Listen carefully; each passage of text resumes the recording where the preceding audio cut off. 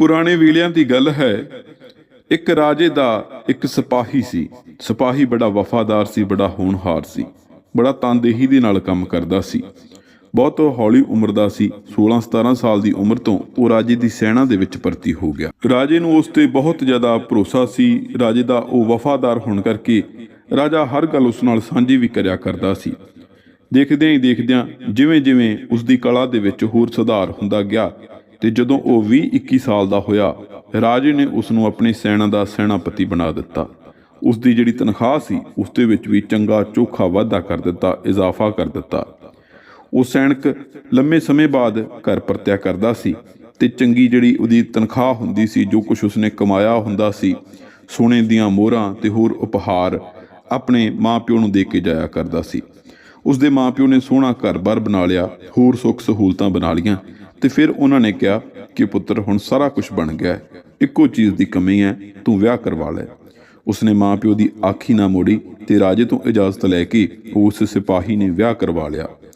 ਫਿਰ ਜਦੋਂ ਉਹ ਘਰੇ ਪੈਸੇ ਦੇਣ ਆਇਆ ਕਰੇ ਤੇ ਉਸਦੇ ਘਰਦਿਆਂ ਨੇ ਕਿਹਾ ਕਿ ਹੁਣ ਸਾਨੂੰ ਪੈਸੇ ਦੀ ਜ਼ਰੂਰਤ ਨਹੀਂ, ਹੁਣ ਤੂੰ ਦੇਖ ਕੇ ਇਸ ਨੂੰ ਕਿਸੇ ਚੰਗੀ ਥਾਂ ਤੇ ਨਿਵੇਸ਼ ਕਰ ਲਿਆ ਕਰ।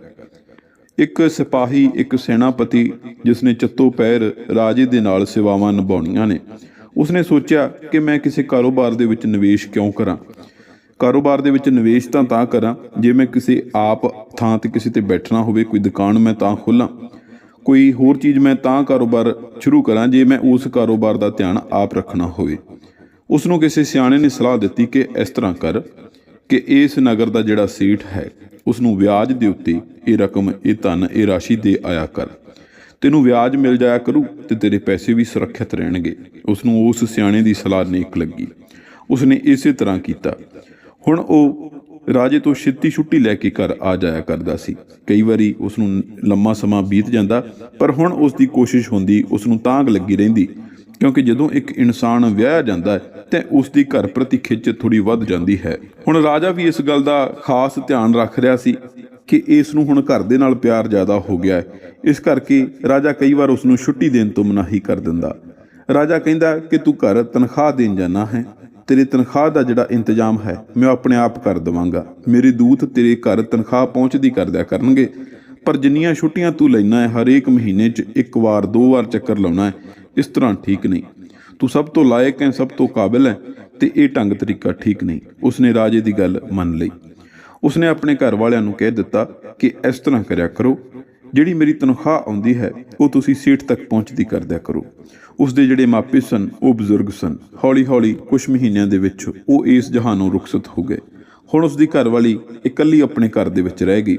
ਦੂਤ ਉਸ ਨੂੰ ਤਨਖਾਹ ਦੇ ਆਇਆ ਕਰਦੇ ਤੇ ਉਹ ਸੇਠ ਨੂੰ ਜਾ ਕੇ ਉਹ ਜਿਹੜੀ ਤਨਖਾਹ ਸੀ ਦੇ ਆਇਆ ਕਰਦੀ। ਸੇਠ ਦਾ ਇੱਕ ਲੜਕਾ ਸੀ, ਉਹ ਵੀ ਛੋਟੀ ਉਮਰ ਦਾ ਹੀ ਸੀ, 22-25 ਸਾਲ ਉਸ ਦੀ ਉਮਰ ਸੀ। ਉਸ ਲੜਕੇ ਦੀ ਸੈਨਾਪਤੀ ਦੀ ਘਰਵਾਲੀ ਦੇ ਨਾਲ ਜਾਣ ਪਹਿਚਾਣ ਹੋ ਗਈ ਤੇ ਫਿਰ ਉਹ ਤਨਖਾਹ ਲੈਣ ਘਰ ਚਲਿਆ ਜਾਇਆ ਕਰਦਾ ਤੇ ਹੌਲੀ ਹੌਲੀ ਉਸਦੇ ਘਰ ਜਾਣ ਦਾ ਸਿਲਸਿਲਾ ਉਸਨੇ ਵਧਾ ਦਿੱਤਾ।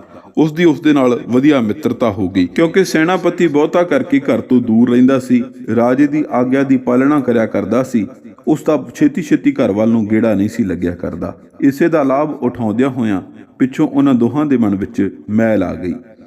ਜਿਹੜਾ ਉਸ ਸੇਠ ਦਾ ਮੁੰਡਾ ਸੀ, ਉਸ ਦਾ ਕਿਤੇ ਨਾ ਕਿਤੇ ਧਿਆਨ ਉਹਨਾਂ ਸੋਨੇ ਦੀਆਂ ਮੋਹਰਾਂ ਵੱਲ, ਉਸ ਰਕਮ ਵੱਲ ਵੀ ਹੁੰਦਾ ਸੀ ਕਿ ਜੇ ਮੈਂ ਇਸ ਔਰਤ ਦੇ ਨਾਲ ਮਿੱਤਰਤਾ ਕਰ ਲਵਾਂ ਤੇ ਮੈਨੂੰ ਹੋ ਸਕਦਾ ਵਿਆਜ ਘੱਟ ਦੇਣਾ ਪਵੇ, ਹੋ ਸਕਦਾ ਮੈਨੂੰ ਪੈਸਾ ਟਕਾ ਕਿਵੇਂ ਨਾ ਕਿਵੇਂ ਤਰੀਕੇ ਨਾਲ ਵੱਧ ਬਣ ਜਾਇਆ ਕਰੇ।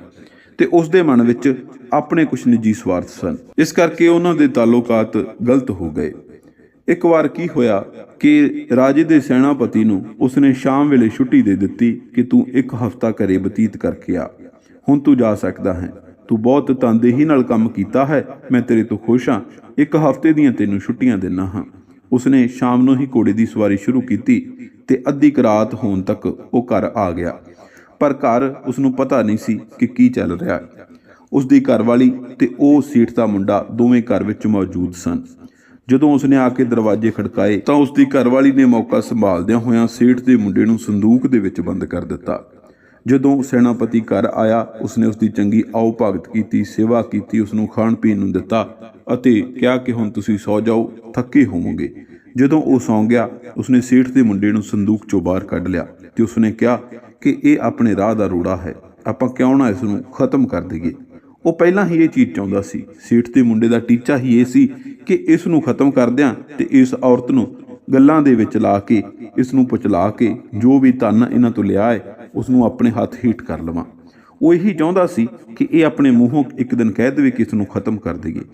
ਉਸ ਨੂੰ ਸੁੱਤੇ ਪਏ ਨੂੰ ਬੰਨ੍ਹ ਲਿਆ ਤੇ ਬੰਨ੍ਹ ਕੇ ਉਸ ਨੂੰ ਮਾਰ ਦਿੱਤਾ। ਮਾਰ ਕੇ ਉਸ ਨੂੰ ਜਲਾ ਕੇ ਜੰਗਲ ਦੇ ਵਿੱਚ ਸੁੱਟ ਆਏ। ਉਸ ਤੋਂ ਬਾਅਦ ਥੋੜ੍ਹਾ ਸਮਾਂ ਤਾਂ ਉਸ ਦਾ ਜਿਹੜਾ ਆਉਣ ਜਾਣ ਉਸੇ ਤਰ੍ਹਾਂ ਰਿਹਾ, ਪਰ ਸਮਾਂ ਪਾ ਕੇ ਉਸਨੇ ਆਪਣਾ ਸਾਰਾ ਕਾਰੋਬਾਰ, ਸਾਰਾ ਪੈਸਾ ਟਕਾ ਇਕੱਠਾ ਕੀਤਾ ਤੇ ਕਿਸੇ ਦੂਰ ਦੇਸ਼, ਕਿਸੇ ਹੋਰ ਨਗਰ ਵੱਲ ਚਲਿਆ ਗਿਆ। ਸੈਨਾਪਤੀ ਦੀ ਘਰਵਾਲੀ ਥੋੜ੍ਹਾ ਸਮਾਂ ਤਾਂ ਉਸ ਨੂੰ ਲੱਭਦੀ ਰਹੀ, ਫਿਰ ਹੌਲੀ ਹੌਲੀ ਉਸ ਦਾ ਦਿਮਾਗ ਖਰਾਬ ਹੋ ਗਿਆ ਤੇ ਆਖਰ ਉਸਨੇ ਖੁਦਕੁਸ਼ੀ ਕਰ ਲਈ, ਆਪਣੇ ਆਪ ਨੂੰ ਮੌਤ ਦੇ ਘਾਟ ਉਤਾਰ ਦਿੱਤਾ। ਸੇਠ ਦਾ ਮੁੰਡਾ ਹੁਣ ਚੰਗਾ ਵੱਡਾ ਕਾਰੋਬਾਰੀ ਬਣ ਗਿਆ ਸੀ। ਉਸਨੇ ਹੀਰੇ ਜਵਾਹਰਾਂ ਦਾ ਕੰਮ ਸ਼ੁਰੂ ਕਰ ਲਿਆ, ਸੋਨਾ ਚਾਂਦੀ ਦਾ ਉਸਨੇ ਕੰਮ ਸ਼ੁਰੂ ਕਰ ਲਿਆ। ਜਿੰਨਾ ਵੀ ਉਸਨੇ ਧਨ ਦੌਲਤ ਸੈਨਾਪਤੀ ਤੋਂ ਇਕੱਠਾ ਕੀਤਾ ਸੀ, ਉਸਨੇ ਸਾਰਾ ਨਿਵੇਸ਼ ਕਰਕੇ ਲੰਮਾ ਚੌੜਾ ਕਾਰੋਬਾਰ ਸ਼ੁਰੂ ਕਰ ਲਿਆ। ਉਸਦਾ ਬਹੁਤ ਹੀ ਇੱਕ ਸੁੰਦਰ ਸੁਸ਼ੀਲ ਲੜਕੀ ਦੇ ਨਾਲ ਵਿਆਹ ਹੋ ਗਿਆ ਸੀ ਤੇ ਉਸਦੇ ਘਰ ਵੀ ਇੱਕ ਪੁੱਤਰ ਨੇ ਜਨਮ ਲਿਆ। ਉਸਨੇ ਆਪਣੇ ਪੁੱਤਰ ਨੂੰ ਬੜੇ ਚਾਵਾਂ, ਲਾਡਾਂ, ਪਿਆਰਾਂ ਦੇ ਨਾਲ ਵੱਡਾ ਕੀਤਾ। ਜੋ ਉਹ ਮੰਗਦਾ ਉਹ ਉਸ ਨੂੰ ਦੇ ਦਿਆ ਕਰਦਾ। ਫਿਰ ਉਸਨੇ ਪੁੱਤਰ ਨੂੰ ਪੜ੍ਹਾਈ ਦੇ ਲਈ ਕਿਸੇ ਬਹੁਤ ਵਧੀਆ ਵਿਦਿਆਲੇ ਦੇ ਵਿੱਚ ਭੇਜ ਦਿੱਤਾ। ਇਹ ਵਿਦਿਆਲਾ ਪਹਾੜਾਂ ਦੇ ਵਿੱਚ ਸੀ। ਪਹਾੜਾਂ ਦੇ ਵਿੱਚ ਉਹਦੇ ਪੁੱਤਰ ਨੂੰ ਇੱਕ ਬੜੇ ਹੀ ਜ਼ਹਿਰੀਲੇ ਸੱਪ ਨੇ ਡੰਗ ਮਾਰ ਦਿੱਤਾ। ਉਸ ਦੀ ਮੌਤ ਤਾਂ ਨਾ ਹੋਈ, ਪਰ ਉਹ ਮਰਿਆਂ ਤੋਂ ਘੱਟ ਨਹੀਂ ਸੀ। ਉਸ ਦੀ ਹਾਲਤ ਐਸੀ ਹੋ ਗਈ ਕਿ ਨਾ ਉਹ ਜਿਉਂਦਾ ਨਾ ਉਹ ਮਰਦਾ। ਉਸਨੇ ਦੇਸ਼ ਦੁਨੀਆ ਦੇ ਹਰ ਇੱਕ ਵੈਦ, ਹਕੀਮ, ਡਾਕਟਰ ਤੋਂ ਇਲਾਜ ਕਰਵਾਇਆ, ਪਰ ਕਿਤੋਂ ਵੀ ਉਸ ਨੂੰ ਆਰਾਮ ਨਹੀਂ ਆਇਆ। ਉਸਨੇ ਜਿੰਨਾ ਕੁਛ ਉਹਦੇ ਕੋਲ ਮੌਜੂਦ ਸੀ ਸਾਰਾ ਉਸਦੇ ਇਲਾਜ 'ਤੇ ਖਰਚ ਕਰ ਦਿੱਤਾ। ਜਿੱਥੋਂ ਕਿਸੇ ਨੂੰ ਦੱਸ ਪੈਂਦੀ ਉਸ ਨੂੰ ਕਿਸੇ ਦੀ ਵੀ ਕਿ ਫਲਾਣਾ ਬੰਦਾ ਇਸ ਬਿਮਾਰੀ ਦਾ ਇਲਾਜ ਕਰਦਾ ਹੈ, ਉਹ ਉੱਥੇ ਲੈ ਜਾਇਆ ਕਰਦਾ, ਪਰ ਕਿਤੋਂ ਵੀ ਆਰਾਮ ਨਹੀਂ ਆਇਆ। ਇੱਕ ਵਾਰ ਜਦੋਂ ਉਸਨੇ ਇੱਕ ਬਹੁਤ ਪੁੱਜੇ ਹੋਏ ਸੰਤ ਵੈਦ ਕੋਲੇ ਲੈ ਗਿਆ, ਉਸ ਸੰਤ ਮਹਾਤਮਾ ਨੇ ਕਿਹਾ ਕਿ ਇਸ ਦਾ ਇਲਾਜ ਭਾਈ ਨਹੀਂ ਹੋਣਾ, ਘਰੇ ਲੈ ਜਾਓ ਤੇ ਇਸ ਦੀ ਸੇਵਾ ਕਰੋ। ਜਿੰਨਾ ਚਿਰ ਸਵਾਸ ਚੱਲਦੇ ਨੇ ਉਹਨਾਂ ਚਿਰ ਤੁਸੀਂ ਇਸ ਦੀ ਸੇਵਾ ਕਰਦੇ ਰਹੋ। ਥੱਕ ਹਾਰ ਕੇ ਉਹ ਘਰ ਨੂੰ ਵਾਪਸ ਆ ਰਿਹਾ ਸੀ ਤਾਂ ਰਸਤੇ ਦੇ ਵਿੱਚ ਇੱਕ ਸਿਆਣਾ ਬਾਬਾ ਉਸ ਨੂੰ ਮਿਲਿਆ, ਸਿਆਣਾ ਬਜ਼ੁਰਗ। ਉਸਨੇ ਉਸ ਨੂੰ ਸਾਰੀ ਸਮੱਸਿਆ ਦੱਸੀ। ਜਦੋਂ ਉਸਨੇ ਲਟਕਦਾ ਚਿਹਰਾ ਵੇਖ ਕੇ ਉਸ ਤੋਂ ਪੁੱਛਿਆ ਕਿ ਭਾਈ ਕੀ ਹੋਇਆ, ਤੇ ਉਸਨੇ ਸਾਰੀ ਗੱਲ ਸਾਂਝੀ ਕੀਤੀ। ਉਸਨੇ ਕਿਹਾ ਕਿ ਸਾਡੇ ਨਗਰ ਦੇ ਵਿੱਚ ਇੱਕ ਵੈਦ ਹੈ, ਉਹ ਸਿਰਫ 2 ਆਨੇ ਦੀ ਦਵਾਈ ਦਿੰਦਾ ਹੈ ਤੇ ਬੰਦਿਆਂ ਨੂੰ ਠੀਕ ਕਰ ਦਿੰਦਾ ਹੈ। ਕੋਸ਼ਿਸ਼ ਕਰ ਲਵੋ, ਸ਼ਾਇਦ ਕੋਈ ਨਾ ਕੋਈ ਫਰਕ ਪੈ ਜਾਵੇ। ਉਸਨੇ ਉੱਥੇ ਜਾ ਕੇ 2 ਆਨਿਆਂ ਦੀ ਦਵਾਈ ਲਈ ਤੇ ਉਸ ਨੂੰ ਦੇ ਦਿੱਤੀ, ਪਿਲਾ ਦਿੱਤੀ, ਪਰ ਉਹ ਠੀਕ ਨਹੀਂ ਹੋਇਆ। ਉਲਟਾ ਉਸਦੇ ਸਵਾਸਾਂ ਦੀ ਪੂੰਜੀ ਪੂਰੀ ਹੋ ਗਈ। ਉਹ ਇਸ ਜਹਾਨ ਤੋਂ ਰੁਖਸਤ ਹੋ ਗਿਆ। ਹੁਣ ਜਿਹੜਾ ਇਹ ਸੇਠ ਸੀ ਬਹੁਤ ਰੋਇਆ ਕਰਲਾਇਆ। ਜਦੋਂ ਇਸ ਦੇ ਘਰ ਵਿੱਚ ਮਈਅਤ ਸੀ, ਹਰ ਰੋਜ਼ ਇਸ ਦੇ ਨਾਲ ਕੋਈ ਅਫਸੋਸ ਕਰਨ ਆਉਂਦਾ ਸੀ, ਦੁੱਖ ਸਾਂਝਾ ਕਰਨ ਆਉਂਦਾ ਸੀ। ਇੱਕ ਦਿਨ ਇੱਕ ਸਾਧੂ ਉਸ ਦੇ ਘਰ ਆਇਆ। ਸਾਧੂ ਨੇ ਆ ਕੇ ਕਿਹਾ, ਭਾਈ ਦੁਖੀ ਹੈ? ਕਹਿੰਦਾ ਹਾਂ। ਕਹਿੰਦਾ ਦੁੱਖ ਤਾਂ ਉਸ ਨੂੰ ਵੀ ਹੋਇਆ ਹੋਵੇਗਾ। ਚੁਕੰਨਾ ਹੋ ਗਿਆ। ਕਹਿੰਦਾ ਕਿਸ ਨੂੰ? ਕਹਿੰਦਾ ਜਿਸ ਨੂੰ ਤੁਸੀਂ ਬੰਨ੍ਹ ਕੇ ਮਾਰਿਆ ਸੀ, ਸੁੱਤੇ ਪਏ ਨੂੰ ਪਿੱਛੋਂ ਵਾਰ ਕਰ ਦਿੱਤਾ ਸੀ। ਹੈਰਾਨ ਹੋਇਆ। ਕਹਿੰਦਾ ਤੁਹਾਨੂੰ ਕਿਵੇਂ ਪਤਾ? ਕਹਿੰਦਾ ਮੈਨੂੰ ਸਾਰਾ ਪਤਾ ਹੈ। ਮੈਨੂੰ ਤਾਂ ਇਹ ਵੀ ਪਤਾ ਹੈ ਕਿ ਜੋ ਕੁਝ ਤੂੰ ਕਮਾਇਆ ਸੀ ਉਹਦੇ ਨਾਲ ਧੋਖਾਧੜੀ ਕਰਕੇ ਉਹ ਵੀ ਸਾਰਾ ਕੁਝ ਇਹ ਲੈ ਗਿਆ। ਉਹ ਕਹਿੰਦਾ ਇਹ ਕਿਉਂ ਲੈ ਗਿਆ? ਕਹਿੰਦਾ ਇਹ ਕੋਈ ਹੋਰ ਨਹੀਂ, ਇਹ ਉਹ ਆਪ ਹੀ ਸੀ। ਇਹ ਕੋਈ ਹੋਰ ਨਹੀਂ ਸੀ, ਇਹ ਉਹੀ ਸੀ ਜਿਸ ਦੇ ਨਾਲ ਤੁਸੀਂ ਧੋਖਾ ਕੀਤਾ, ਜਿਸ ਤੋਂ ਤੁਸੀਂ ਦਿਨ ਰਾਤ ਪੈਸੇ ਦੀ ਉਗਰਾਹੀ ਕਰਦੇ ਰਹੇ ਹੋ। ਅੱਜ ਉਹ ਨਾ ਸਿਰਫ ਪੈਸੇ ਟਕੇ ਦੇ ਤੌਰ ਤੇ ਤੁਹਾਨੂੰ ਖਤਮ ਕਰਕੇ ਗਿਆ, ਬਲਕਿ ਜਜ਼ਬਾਤੀ ਤੌਰ ਤੇ ਵੀ ਤੁਹਾਡਾ ਖਾਤਮਾ ਕਰ ਗਿਆ। ਜੇ ਕੁਝ ਬੀਜੋਗੇ ਉਹ ਵੱਢਣਾ ਤੁਹਾਨੂੰ ਹੀ ਪਵੇਗਾ, ਕਿਸੇ ਹੋਰ ਨੂੰ ਨਹੀਂ।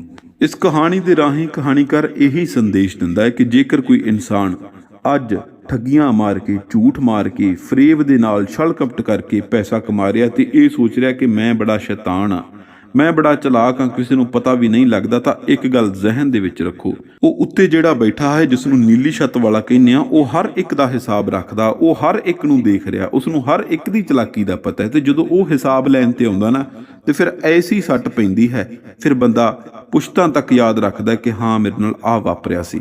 ਸੋ ਇਸ ਕਰਕੇ ਹੱਕ ਹਲਾਲ ਦੀ ਕਮਾਈ ਦੇ ਵਿੱਚ ਯਕੀਨ ਰੱਖੋ। ਕਦੇ ਵੀ ਮਾੜੇ ਰਾਹ ਤੇ ਨਾ ਤੁਰੋ, ਕਦੇ ਵੀ ਮਾੜੇ ਢੰਗ ਤਰੀਕਿਆਂ ਦੇ ਨਾਲ ਕਮਾਈ ਕਰਨ ਦਾ ਵਿਚਾਰ ਵੀ ਮਨ ਦੇ ਵਿੱਚ ਨਾ ਆਉਣ ਦਿਓ।